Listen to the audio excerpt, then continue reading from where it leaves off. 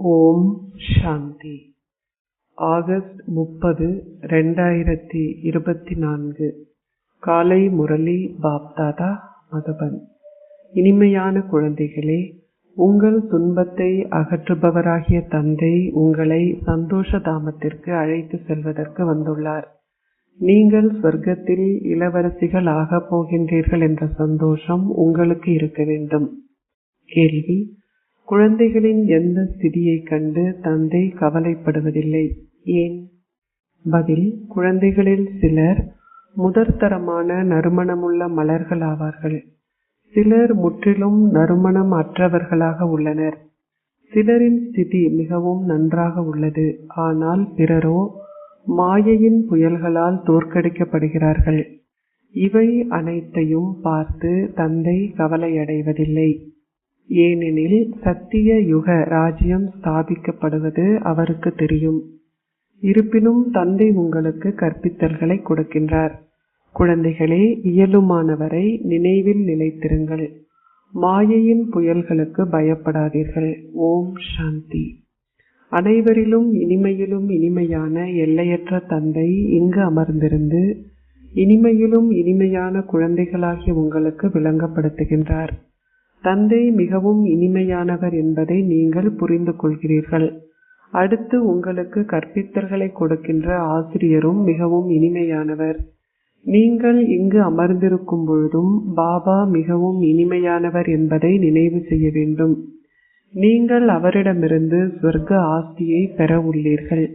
நீங்கள் இங்கு விலைமாதர் இல்லத்தில் அமர்ந்திருக்கின்றீர்கள். தந்தை மிகவும் இனிமையானவர்.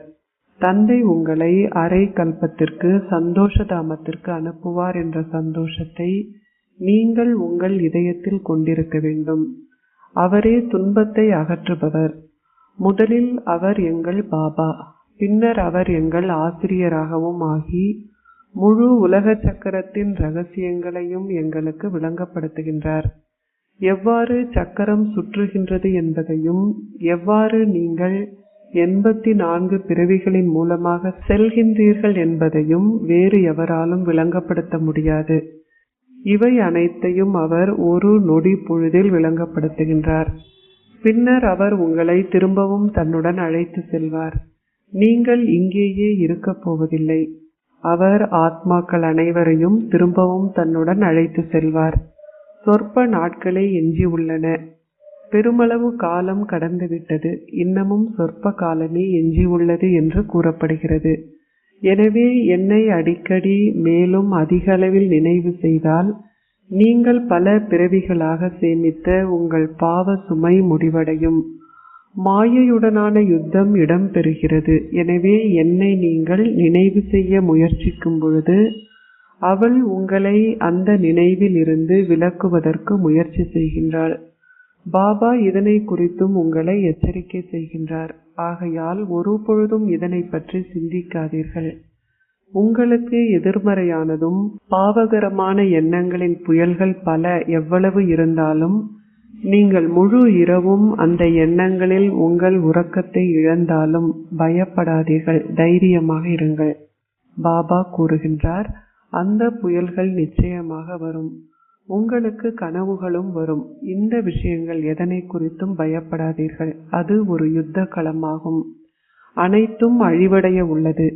நீங்கள் மாயையை வெற்றியீட்டவே யுத்தம் செய்கின்றீர்கள். அதற்கு நீங்கள் மூச்சை நிறுத்துதல் போன்றவற்றை செய்ய வேண்டும் என்றில்லை. ஆத்மா சரீரத்தில் இருக்கும் பொழுதே சுவாசிக்க முடியும். இங்கே நீங்கள் மூச்சை நிறுத்துவதற்கு முயற்சி செய்ய வேண்டிய அவசியம் இல்லை. ஹத்தயோகத்தில் அவர்கள் பல்வேறு சிரமங்களை எதிர்கொள்கிறார்கள். பாபா அதனை அனுபவம் செய்துள்ளார். அவர் அதனை சிறிதளவு கற்றுள்ளார். ஆனால் அதற்கு ஒருவருக்கு நேரமும் இருக்க வேண்டும். இந்நாட்களில் மக்கள் உங்களிடம் கூறுகிறார்கள், உங்கள் ஞானம் நல்லது, ஆனால் எங்களுக்கு நேரம் இல்லை. எங்களிடம் பல தொழிற்சாலைகள் போன்றன உள்ளன. தந்தை உங்களிடம் கூறுகின்றார், இனிமையிலும் இனிமையான குழந்தைகளே, முதலில் தந்தையை நினைவு செய்யுங்கள். அதன் பின்னர் சக்கரத்தை நினைவு செய்யுங்கள். அவ்வளவுதான். இது சிரமமா? சத்திய திரேதா யுகங்களில் அது அவர்களின் ராஜ்யமாக இருந்தது.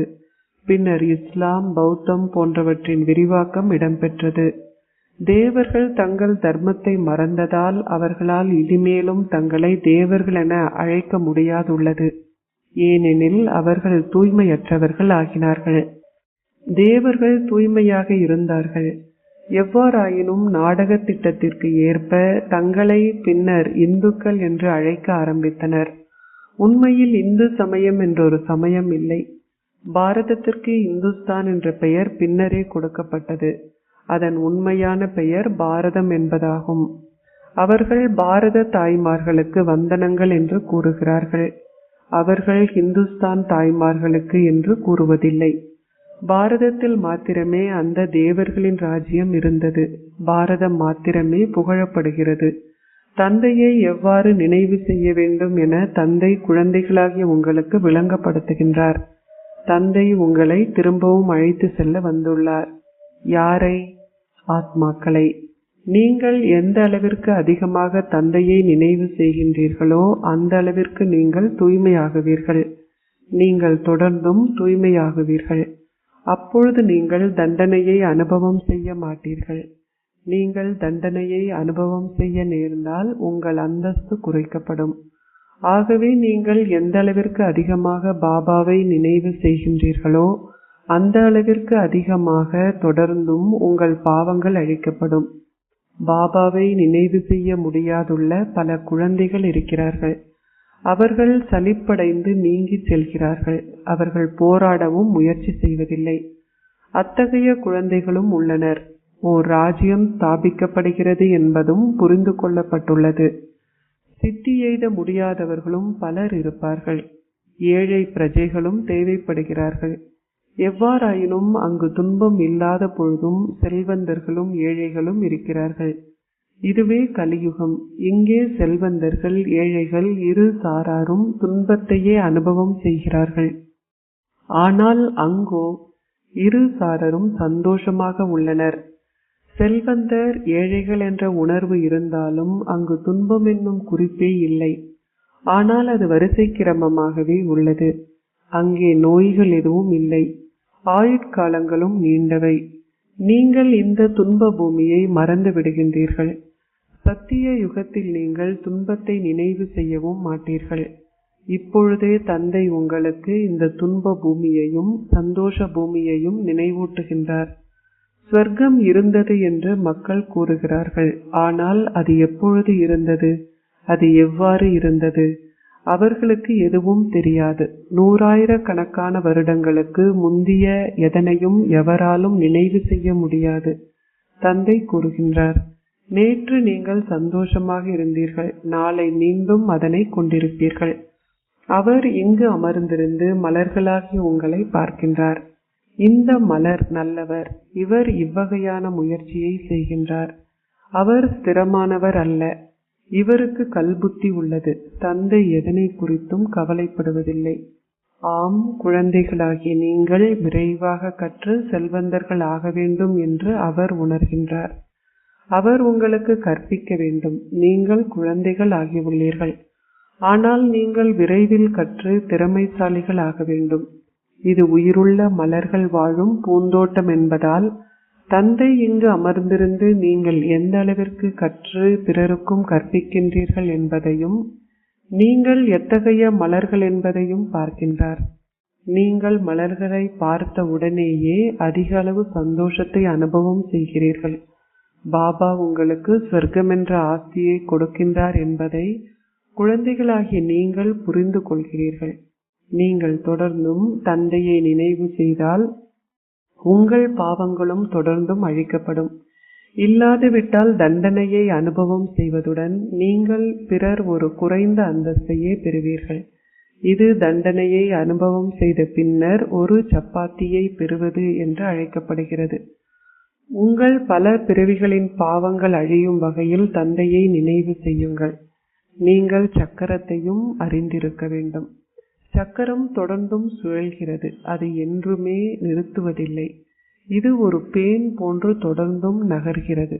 ஒரு பேன் மிக மெதுவாக நகர்கிறது. இந்த எல்லையற்ற நாடகமும் மிகவும் மெதுவாக நகர்கிறது. அது தொடர்ந்தும் வினாடிக்கு வினாடி நகர்கிறது. 5000 வருடங்களில் எவ்வளவு நிமிடங்களும் வினாடிகளும் உள்ளன என்பதை சில குழந்தைகள் கணக்கிட்டு பாபாவிற்கு அதனை அனுப்பியுள்ளனர். அது 100,000கணக்கான வருடங்களாயின் எவராலும் அதனை கணக்கிட முடியாது. தந்தையும் குழந்தைகளும் இங்கு அமர்ந்துள்ளார்கள். பாபா இங்கு அமர்ந்திருந்து ஒவ்வொருவரையும் பார்க்கின்றார். இவர் பாபாவை அதிகளவு நினைவு செய்கின்றார். இவர் இந்த ஞானத்தை அதிகளவு பெற்றுள்ளார்.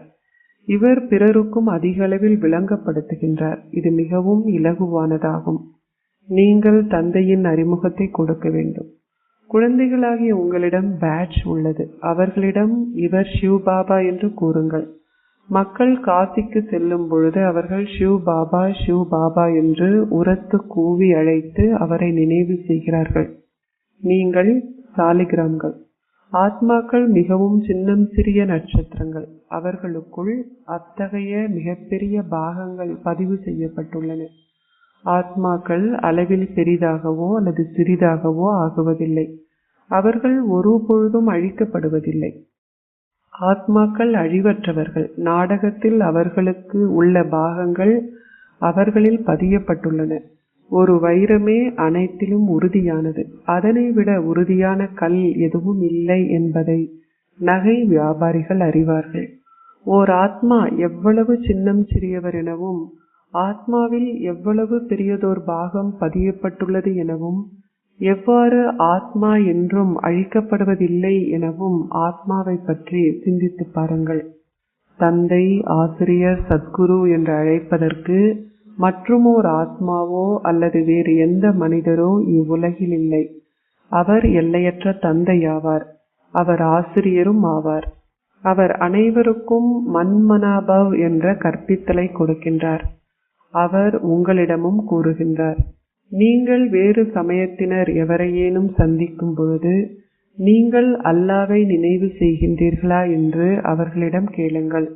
ஆத்மாக்கள் அனைவரும் சகோதரர்கள். தந்தை இப்பொழுது உங்களுக்கு கற்பித்தல்களை கொடுக்கின்றார்.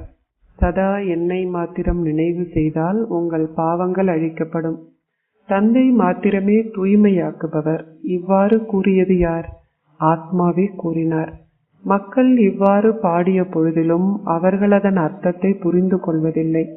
தந்தை கூறுகின்றார், நீங்கள் அனைவரும் சீதைகளும் நான் ராமரும் ஆவேன். நானே பக்தர்கள் அனைவருக்கும் சத்கதியை அருள்கின்றேன். அவர் அனைவருக்கும் சத்கதியை அருள்கின்றார். அனைவரும் முக்தி தாமத்திற்கு செல்கிறார்கள். சத்யுகத்தில் வேறு சமயங்கள் எதுவும் இல்லை. அங்கே நாங்கள் மாத்திரமே உள்ளோம். ஏனெனில் நாங்கள் மாத்திரமே தந்தையிடமிருந்து ஆஸ்தியை பெறுபவர்கள். இங்கே எத்தனை ஆலயங்கள் உள்ளன என்பதை பாருங்கள். உலகம் மிகவும் பெரியது. அதில் பல பொருட்கள் உள்ளன. அப்பொருட்கள் எதுவும் அங்கிருக்க முடியாது. பாரதம் மாத்திரமே இருக்கும். புகையிரத பாதைகள் கூட இருக்க முடியாது. அனைத்தும் அழிக்கப்பட்டுவிடும். அங்கே புகையிரத பாதைக்கான அவசியம் இருக்காது. அங்கு அது சிறு நகரமாக இருக்கும். தொலைவில் உள்ள கிராமங்களுக்கு செல்வதற்கு பயணிப்பதற்கே புகையிரத பாதைகள் தேவைப்படுகின்றன. பாபா உங்களுக்கு புத்துணர்ச்சி அளிக்கின்றார். அவர் குழந்தைகளாகிய உங்களுக்கு தொடர்ந்தும் பல வெவ்வேறு கருத்துக்களை விளங்கப்படுத்துகின்றார். இங்கு அமர்ந்திருக்கும் பொழுது உங்கள் புத்தியில் இந்த ஞானம் அனைத்தும் உள்ளது. அதே போன்று பரமாத்மாவாகிய பரம தந்தையிடமும் ஞானம் அனைத்தும் பதியப்பட்டுள்ளதால் அவர் அதனை உங்களுக்கு தொடர்ந்தும் விளங்கப்படுத்துகின்றார். அமைதி தாமத்தில் வசிக்கின்ற அமைதி கடலான தந்தையே அதிமேலானவர். ஆத்மாக்களாகிய நாங்களும் அங்கே இனிய வீட்டில் வசிக்கின்றோம். மக்கள் அமைதிக்காக அதிக அளவு பிரயத்தனம் செய்கிறார்கள். சாதுக்களும் எவ்வாறு மன அமைதியை பெற முடியும் என்று கேட்கிறார்கள். அவர்கள் அதற்காக பல்வேறு வழிமுறைகளை உருவாக்குகிறார்கள். ஆத்மாவிற்கு ஒரு மனமும் புத்தியும் உள்ளன என்றும் ஆத்மாவின் ஆதி தர்மம் அமைதி என்பதும் நினைவு கூறப்பட்டுள்ளது. ஆத்மாவிற்கு வாயோ பௌதீக அங்கங்களோ இல்லாததால் அங்கு நிச்சயமாக அமைதி இருக்கும். ஆத்மாக்களாகிய எங்களது வசிப்பிடமானது முற்றிலும் அமைதி நிலவுகின்ற இனிமையான வீடாகும். பின்னர் அங்கிருந்து நாங்கள் எங்கள் சந்தோஷ பூமிக்கு செல்கின்றோம். நாங்கள் இப்பொழுது துன்ப பூமியிலிருந்து சந்தோஷ பூமிக்கு இடமாற்றம் செய்யப்படுகின்றோம். தந்தை எங்களை தூய்மையானவர்கள் ஆக்குகின்றார். உலகம் மிக பெரியதாகும். அங்கே இந்த காடுகள் போன்றன இருக்க முடியாது. பல்வேறு மலைகள் போன்றனவும் இருக்க முடியாது. எங்கள் ராஜ்யம் மாத்திரமே இருக்கும். அவர்கள் சொர்க்கத்தின் சிறியதோர் மாதிரியை உருவாக்குவதை போன்றே அங்கு சிறிய சொர்க்கமே இருக்கும். என்ன நடைபெற உள்ளது என்ற அற்புதத்தை பாருங்கள். உலகம் மிகவும் பெரியதாகும். இங்கே அவர்கள் அனைவரும் தொடர்ந்தும் தங்கள் மத்தியில் சண்டையிடுகிறார்கள். அதன் பின்னர் இவ்வுலகம் அழிக்கப்பட்டு எங்கள் ராஜ்யம் மாத்திரமே எஞ்சியிருக்கும். அனைத்தும் அழிந்த பின்னர் இவை அனைத்தும் எங்கு செல்லும்? அவை அனைத்தும் கடலுக்கு அடியிலும் பூமிக்கு அடியிலும் செல்லும். அவற்றின் பெயரோ அல்லது சுவடோ எதுவும் எஞ்சியிருக்க முடியாது. கடலுக்குள் செல்கின்ற எதுவும் அதற்குள் அழிக்கப்படுகிறது. கடல் அதனை முழுமையாக விழுங்கி விடுகிறது. தத்துவங்களுடன் அமிழ்ந்து மண்ணோடு மண்ணாகிவிடும். பின்னர் உலகம் சதோப்பிரதானம் ஆகும். அந்நேரத்தில் புதிய சதோப்பிரதான் தத்துவம் என்று கூறப்படுகிறது. அங்கே உங்களுக்கு இயற்கையான அழகு இருக்கும். அங்கே நீங்கள் உதட்டு சாயம் போன்றவற்றை இடுவதில்லை. குழந்தைகளாகிய நீங்கள் சந்தோஷமாக இருக்க வேண்டும். நீங்கள் சொர்க்கத்தின் இளவரசிகள் ஆகின்றீர்கள். நீங்கள் இந்த ஞானத்தில் நீராடாது விட்டால் தேவர்கள் ஆக மாட்டீர்கள். வேறெந்த வழியும் இல்லை. தந்தை என்றும் அழகானவர். ஆத்மாக்களாகிய நீங்கள் அவலட்சணமானவர்கள் ஆகியுள்ளீர்கள். அன்பிற்கினியவர் மிகவும் அழகான பயணி. அவர் வந்து உங்களை அழகானவர்கள் ஆக்குகின்றார். தந்தை கூறுகின்றார், நான் இவரில் பிரவேசித்துள்ளேன். நான் ஒரு பொழுதும் அவலட்சணமானவர் ஆகுவதில்லை. நீங்கள் அவலட்சணமானவராக இருக்கின்றீர்கள். நீங்கள் இப்பொழுது அழகானவர்கள் ஆகின்றீர்கள். ஒரே ஒரு பயணி மாத்திரமே சதா எப்பொழுதும் அழகானவர். இந்த பாபா அவலட்சணமாகி பின்னர் அழகானவர் ஆகின்றார். அவர் உங்கள் அனைவரையும் அழகானவர்களாகி உங்களை திரும்பவும் தன்னுடன் அழைத்து செல்கின்றார். குழந்தைகளாகி நீங்கள் அழகானவர்களாகி பிறரையும் அழகானவர்கள் ஆக்க வேண்டும். தந்தை அவலட்சணமானவராகவும் அழகானவராகவும் ஆகுவதில்லை. அவர்கள் தந்தையின் பெயருக்கு பதிலாக ஸ்ரீ கிருஷ்ணரின் பெயரை இட்டு கீதையில் ஒரு தவற்றை இழைத்துள்ளார்கள். அதுவே ஒரு தவறு என்று அழைக்கப்படுகிறது. சிவ் பாபாவே உலகை அழகாக்குகின்றார். ஆனால் அவர்கள் அவரின் பெயருக்கு பதிலாக முதலில் சொர்க்கத்தில் அழகானவராக ஆகுபவரின் பெயரை புகுத்தி உள்ளார்கள். எவரும் இதனை புரிந்து கொள்வதில்லை. பாரதம் மீண்டும் அழகானதாகும். அம்மக்கள் 40,000 வருடங்களின் பின்னர் சொர்க்கம் வரும் என்று எண்ணுகிறார்கள். ஆனால் முழு சக்கரமுமே 5000 வருடங்களை மாத்திரமே உடையது என நீங்கள் விளங்கப்படுத்துகின்றீர்கள். தந்தை ஆத்மாக்களாகிய உங்களிடம் இப்பொழுது பேசுகின்றார். அவர் கூறுகின்றார், நான் அரை கல்பத்திற்கு உங்கள் அன்பிற்கினியவர். நீங்கள் என்னை கூவி அழைத்துக் கொண்டிருந்தீர்கள். ஓ தூய்மையாக்குபவரே, வாருங்கள். வந்து ஆத்மாக்களாகிய எங்களை, காதலிகளாகிய எங்களை தூய்மையாக்குங்கள். எனவே அவரது வழிகாட்டல்களை நீங்கள் பின்பற்ற வேண்டும். நீங்கள் முயற்சி செய்ய வேண்டும்.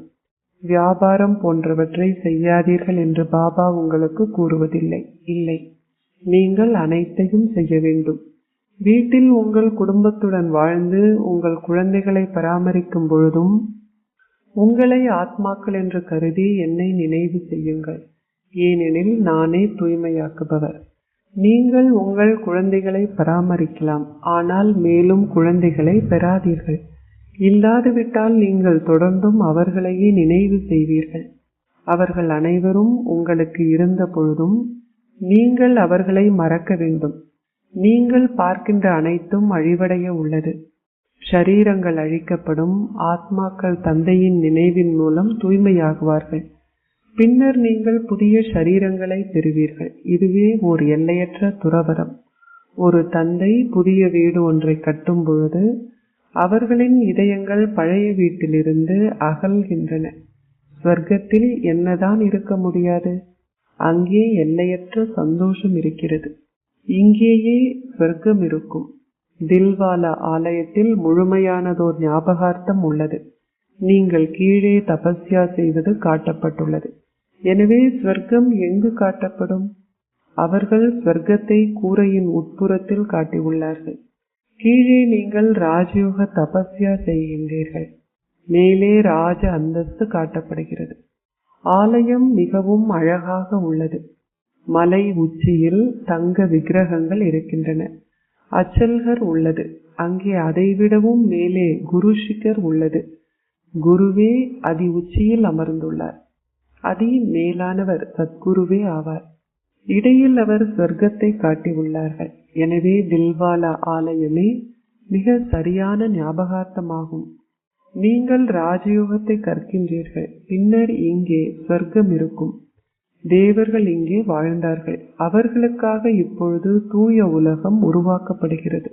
அச்சா, இனிமையிலும் இனிமையான அன்பிற்குரிய, எப்பொழுதோ காணாமல் சென்று இப்பொழுது கண்டெடுக்கப்பட்டிருக்கும் குழந்தைகளுக்கு உங்கள் தந்தை தாயாக இருக்கும் பாப் தாதாவின் அன்பும் நினைவுகளும் காலை வந்தனங்களும். ஆன்மீக தந்தை ஆன்மீக குழந்தைகளுக்கு நமஸ்தே கூறுகின்றார். ஆன்மீக குழந்தைகள் ஆன்மீக தந்தைக்கு நமஸ்தே கூறுகின்றோம். தாரணைக்குரிய சாரம் 1. அந்த கண்களால் அனைத்தையும் பார்க்கும் பொழுதிலும் அவற்றை மறப்பதற்கு பயிற்சி செய்யுங்கள். பழைய வீட்டிலிருந்தும் பழைய உலகத்திலிருந்தும் உங்கள் இதயத்தை அகற்றுங்கள். உங்கள் புதிய வீட்டை நினைவு செய்யுங்கள். 2. இந்த ஞானத்தில் நீராடி அழகான இளவரசிகள் ஆகுங்கள்.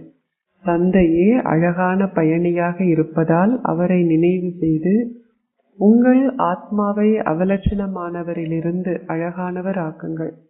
மாயையுடனான உங்கள் யுத்தத்தை குறித்து பயப்படாதீர்கள். நீங்கள் நிச்சயமாக வெற்றியாளர் ஆகுவீர்கள். ஆசீர்வாதம். நீங்கள் மாஸ்டர் கருணை நிறைந்தவராகவும் மகாதானியாகவும் ஆகி பெருந்தன்மையாக சந்தோஷ பொக்கிஷத்தை விநியோகிப்பீர்களாக. மக்கள் அதிக அளவு நேரத்தையும் பணத்தையும் தற்காலிகமான சந்தோஷத்தை அனுபவம் செய்வதில் செலவழிக்கிறார்கள். ஆனால் அப்பொழுதும் அவர்கள் உண்மையான சந்தோஷத்தை கண்டடைவதில்லை. அத்தகைய தேவைப்படும் நேரத்தில் ஆத்மாக்களாகி நீங்கள் மகாதானிகளாகி பெருந்தன்மையாக சந்தோஷ தானத்தை கொடுக்க வேண்டும்.